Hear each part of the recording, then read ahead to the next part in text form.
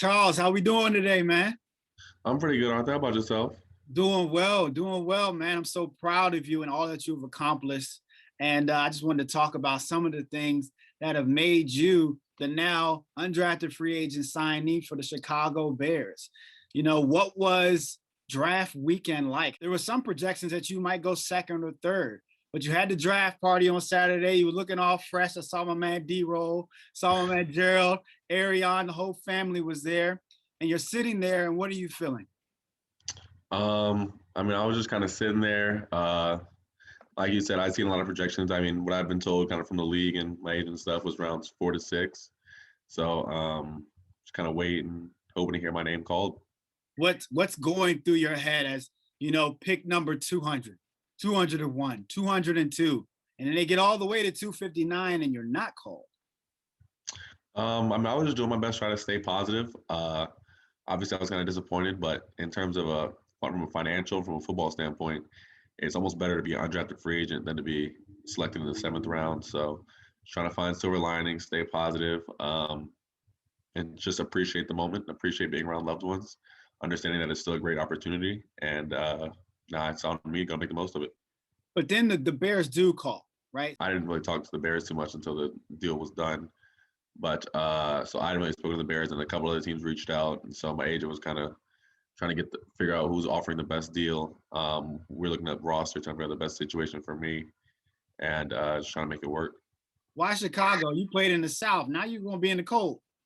It was just a great program, a great club. They have a great history, great tradition. They have a current winning team. Schematically, they run a very similar system to what we ran at UVA. So it's what I'm comfortable with. And the orange and blue, had to stay in the orange and blue. You had to stay in the orange and blue, the UVA. Man, this never would have happened though, right? Because you quit football in middle school and then picked it back up towards the end of high school. So tell us about that journey a little bit. I hated football as a kid. I didn't like being outside. I was allergic to grass. Allergic to grass? I was allergic to like most things outside. You could only play in the turf games? No, I played in every game. I would just be itchy. And I just didn't like it. And then I played a little bit. I played JV at my first high school, Blake. I remember crying after the game, my last JV game, like I'm done with football. I got to focus on basketball. And then this is the last football game I'll ever play. Right. And then transferred to St. Albans, and I didn't play my first year at St. Albans. But then I joined the team late into my junior year just because we got a new stadium, a new field, new jerseys, new everything. And my man Don Roll had the game-winning play on the goal line, 4th quarter, 0s on the clock on 4th down. And from there, I kind of got the football fever. And now, you two team players shouting out D-Roll like that. What game was that? It was against Anacostia, the one and only game we won that season. Oh. And so I ended up playing about 7 or 6 games that year, and then played my senior year. Who told you, look, you could be special at football, right? You're doing everything crazy on the basketball court. You could dunk it, and you were passionate about basketball. But how did that passion for football return? Did somebody tell you, like, look, Charles, you 6'7", you're a rare breed. Take this opportunity. Yeah, definitely. It was 2 people really, like Coach OJ Johnson really believed in me. He was a basketball coach, but he encouraged me to explore football because he really thought I could be good at it. And he also played football at UVA. And then may he rest in peace, Coach Pittman, man. He was definitely in my corner a lot. He was the first one to kind of tell my parents that I was going to be better at football than basketball. My dad took a lot of offense to that at the time. But, yeah, those 2 right there really believed in me in the football aspect and really supported me. Yeah, you and I are very similar with that upbringing. Coach OJ was, of course, my basketball coach as well. He was hired my junior year at St. Albans.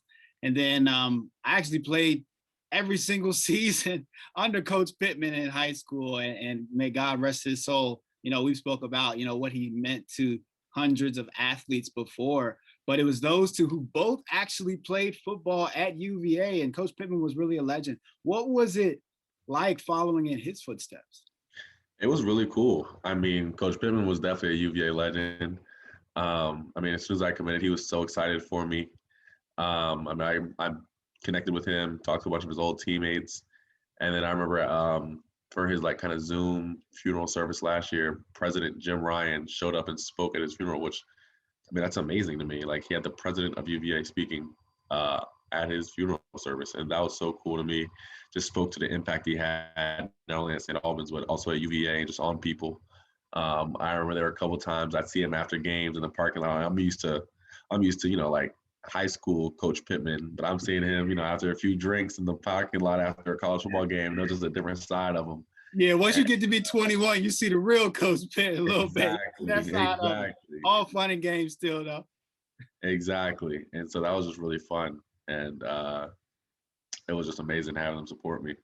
Well, you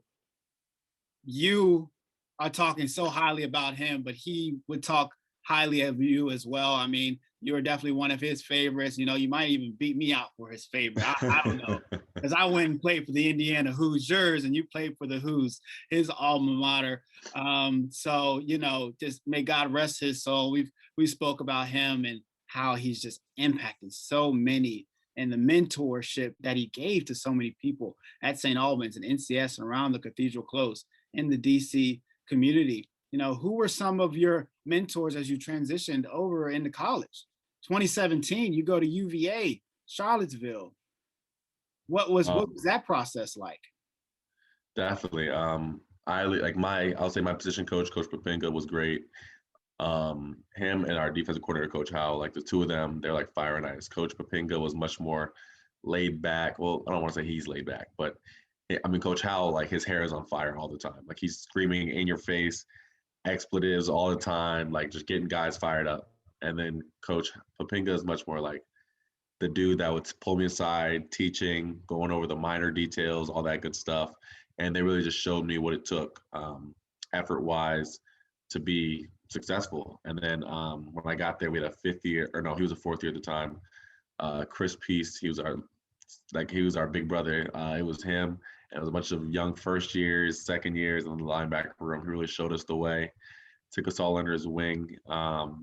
And Chris Peace really kind of helped me, showed me what it meant to be a successful football player at the ACC level, what it would take to get to the next level. And so, I mean, I got to give a huge shout out to Chris Peace.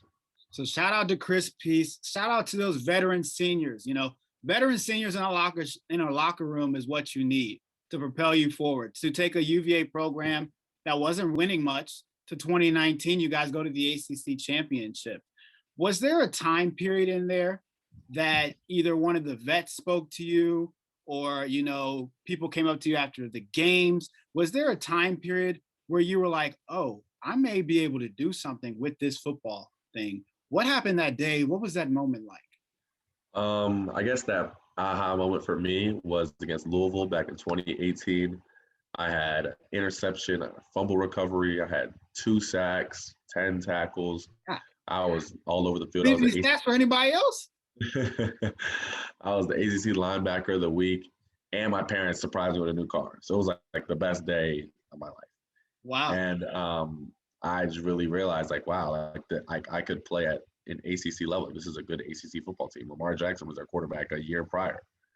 And that really showed me, I'm capable. And so from there, just been trying to prove myself every day ever since. 2 sacks, 10 tackles, a brand new car, 2018. Wow. That is an aha moment. So take us from knowing that you're going to be considered or drafted to your journey as not only an athlete, but an athlete activist, a community champion. You did it all, both inside the locker room, on the field, and off the field in the Charlottesville community. Where did that come about? I think I read somewhere that your first training camp was when the white nationalist Charlottesville rally happened. Can you take us back to then? Yeah, so I have a crazy story from that, actually. So during camp, we would all stay at this hotel called the Cab Inn. And so we're all staying at the Cab Inn, and we go to practice. So they walk around with the tiki torches, right? And so that's Friday night. We are in the hotel that night. Saturday, we have practice. And as we're in the team meeting room, I hear one of our defensive linemen talk about, bro, I saw this car unloading tiki torches. I saw this car unloading tiki torches. I saw this car. And we're like, yeah, sure, whatever. And he was, I'm telling you, bro, it was this Dodge Charger. I saw it. I'm telling you, bro, I saw it. So we go to practice. We come out of practice. Everyone in the locker room was like, I walk in, there's no one in the locker room. I'm so confused because everyone is in the back looking at the TVs like, oh my goodness, this is going on down the street from us. And so I'd been in Charlottesville for a month. I don't really know where this was. Like, this was kind of downtown Charlottesville. I'd never really been there. But the older guys were like, oh my God, like I have dinner there all the time. Like they're at Freedom Park. Like they knew exactly where all this was.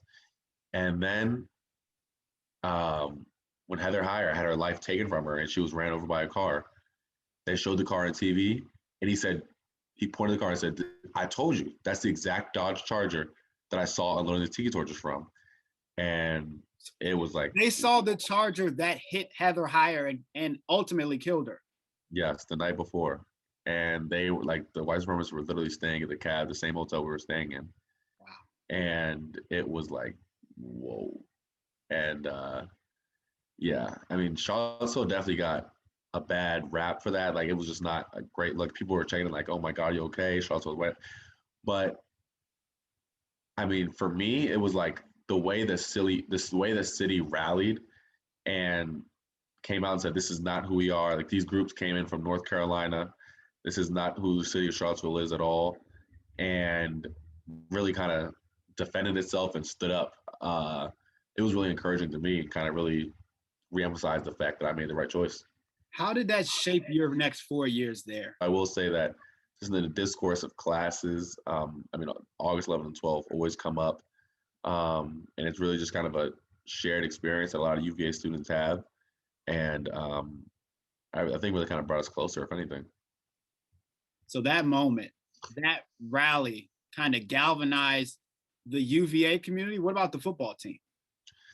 Definitely the football team too as well. Like a lot of guys kind of just banded together, had difficult conversations. At the time, we only had one Black coach on our staff, Coach Higgins, and he came up and spoke to the team just about being a Black man in America. And I think a lot of my white teammates, that was kind of the first time they'd ever heard anything like that. And I think kind of just also began to open a lot of guys' eyes as well to guys who hadn't really thought about stuff like that very much. Yeah, it's interesting you say that. When you go away to college in some of these places, there is that culture shock. You went down south, I went out to the Midwest, but you know, you were still able to immerse yourself in the Charlottesville community, and you started organizations on campus for athletes, and you were a leader. You know, where did the social activism piece come about, and how did you embrace that? I mean, I've always kind of been someone who kind of, I mean, I know right from wrong. I know something's wrong when I speak up and say that. So I've always kind of been like that. And just, I guess the athlete part of the athlete activist kind of just came up once I started having success in football. I've always kind of been outspoken, been like this, but once I was successful in football, I started to garner some attention. It was the platform. Yeah, exactly. So I don't think I necessarily like, once I got this platform, I was like, oh, I need to do something. I've just kind of always been like this, and then a platform emerged, and so from there on, yeah. 2020, the Black Lives Matter movement, right? The protests for racial injustice. You came back down to DC and you marched near Black Lives Matter Plaza. And towards the end of your season, actually, Uninterrupted gave you a platform to speak to athlete activists like yourself. How did that come about? What was that like, speaking for Uninterrupted at such a time period? I mean, it was cool. It was really cool. I'm LeBron James' biggest fan, but Uninterrupted does great work, kind of giving athletes voices. I think it's really dope. And so when they reached out to me, I was more than happy to participate. It seemed as though, you know, that's your thing. You know, you talked about Ali, you talked about Tommy Smith and John Carlos, you talked about even Maya Moore. So you talked about all of these athlete activists. What is it like being known as an athlete activist at such a young age? I mean, I think that there's plenty of other athletes that do just as great work. I mean, I don't necessarily think anything too much of it. It's just kind of, you know, I play sports, yes, but also kind of, I guess what I say, guys have hobbies. Like some guys fish, some guys like to cook. I'm just really big in activism. Your hobby just happens to be uniting people and helping people on the social justice front. You said one of your favorite quotes was, "Man will never know what he is truly capable of until he has taken on more that he can handle." What what does that quote mean to you? It means everything to me. It means that no matter what I'm doing, there's always more. Like if I'm not on the verge of breaking down, if I'm on the brink of collapse, then there's more that can be done. There's more people I can help. There's more I can do to better myself. There's there's always more, and so I just want to know what I am capable of. Well, another uninterrupted LeBron James slogan. You, Charles Snowden, are more than an athlete. I want to thank you so much for coming on to my show and speaking about St. Albans, UVA football, and now becoming a social justice champion for us, as athletes. I really want to thank you and appreciate you for coming on this show. Is there anything else you wanted to leave us with? Any last words from you? Um, Nothing up, nothing much really. I mean, I think thank you for having me. This is a great conversation. I really enjoyed it, and I'm looking forward to keeping in touch going forward.